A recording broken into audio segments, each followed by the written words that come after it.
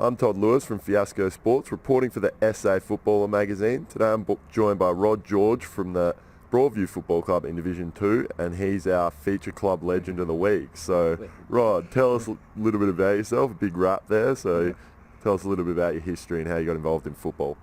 Okay, naturally coming out of high school, I tried out down at the Glenelg under-17s. That didn't work out for me, bit of a knee issue there, and sadly I lived outside the residential zone when I tried to go down there. So from there, just played a little bit of social footy for a few years, and then with some friends of mine, taught me into coming out and playing at the Atherstone Football Club back in the days of SAFA. So I spent about 3 years out there, and then decided to move on and got invited out by one of the guys I used to work with. He invited me out to Broadview, and I've been there ever since. I've been there for about almost over 25 years now. Okay, well, what is it about Broadview that's made you stick around? Oh, I think part of it is family history. Both on my mum's side and my dad's side, they played at the club. On my dad's side, his father and his uncle played there in the Yo-Yos when they weren't playing at North Adelaide. They were coming over and playing at Broadview. And on my mum's side, they were involved with the club heavily after the war years, and when the club moved into the premises that it's in now. So it's sort of like a bit of family history there as well, and it's just a great place to be at, and made some great mates over the years there. Having been there for 25 years, I'm sure you've had some great memories. Tell us a little bit about your fondest memories of Broadview. Oh, obviously premierships. There was a few of those, playing in them, being team manager for a couple of them. It's just the camaraderie you get out of it, and the highlights would obviously be the premierships I got out there. Okay, well, tell us a little bit about your role now. What are you actually doing at the club? At the moment, I've been the club secretary since 2001. Also the league delegate, and also the club historian. So, which takes a fair bit of my time at the moment. I've got several boxes at my house of stuff I'm going through, and just updating all the club records.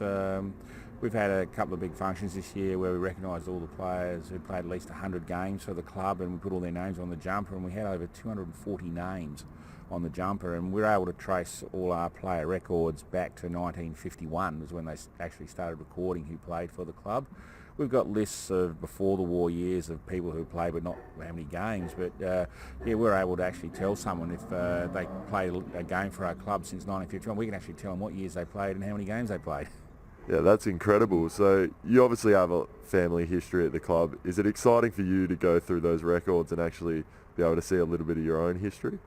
Oh yeah, it's when you look at it and see sort of like all my relatives who have played there and that type of thing, and seeing how many games they played and premierships they won, and saying the club was successful. It had its lean years along the way, but it's a really good club, and it's very much a family orientated club, which I think is what attracts people to the club, is because it's that family orientated based.